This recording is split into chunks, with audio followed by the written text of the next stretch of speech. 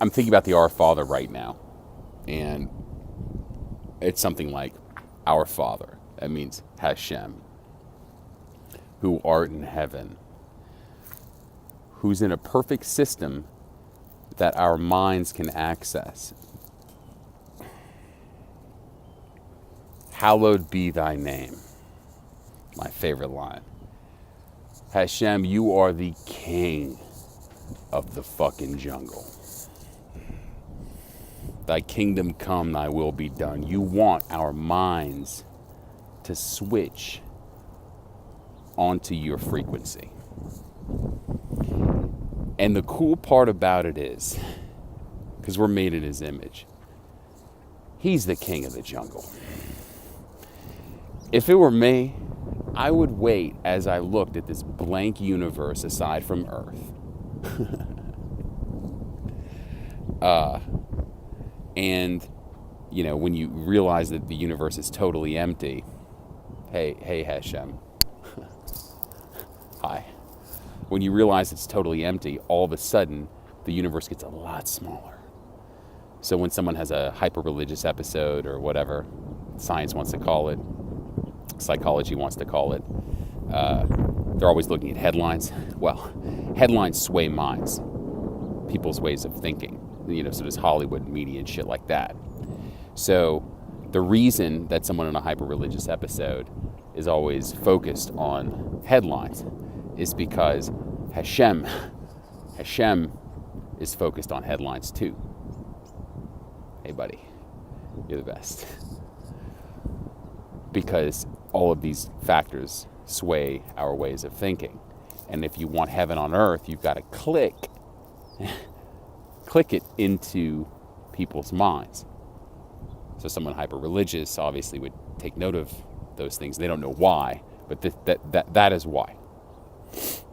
My point is that as he looks and surveys the focal point of the universe, Earth, and all 7.6 billion human beings on Earth, and he is the king of the jungle. So when he decides to reintroduce himself, when would you do it? And I think about the love of my life and how she said, you know, your tendency to be dramatic, it's off-putting. Well, I think Hashem, king of the jungle, since we're made in his image, I think he feels the same way. So if it were me, I would wait until the darkest hour, where everyone, all the minds are on one side of the camp, and I would choose the one stubborn, prophetically satisfying, you know, guy. And when he had that thought that we're all alone in the universe, I would supercharge his brain for 90 seconds so he would never forget that Hashem, you know, if I were like, that I exist is what he would say, not me, but him, that he exists. Supercharge this motherfucker's brain. You see. And you would have, because he's the king of the jungle, you would have an advocate on earth, despite all the reasons why this shouldn't happen. You would have an advocate that would come out of fucking nowhere and help him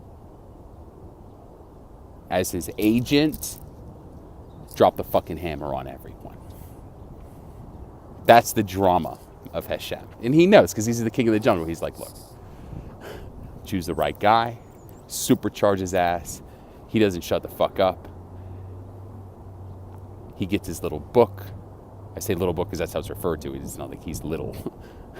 A little book, and it comes out of left field and blows people's minds. To flip the switch and bring in heaven on earth. To usher in heaven on earth.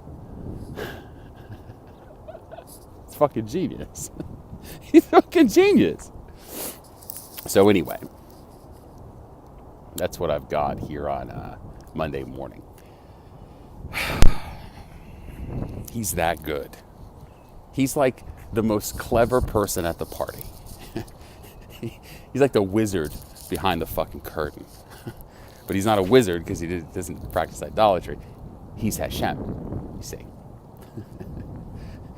So our Father, who art in heaven, you are the king of the jungle.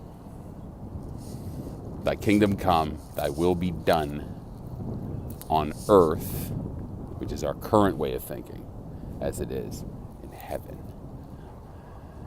We're going to focus on today with our daily bread. We're going to hope you let us off the hook for all the shit we've done wrong, as we do the same for everyone else. And no, it's about us focusing on what we've done, dropping our own shit and our own history with people. We hope that you won't lead us, into more sin. However, if we encounter it, no big deal. We upload a full or a new or updated confession.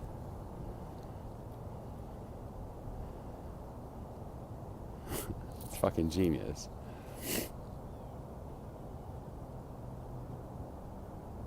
Drop it all from the past, dial into right now. We usher in heaven on earth. Hashem's the king of the jungle. And he makes it happen with one 90-second episode with the right guy, who just happens to be the root of David.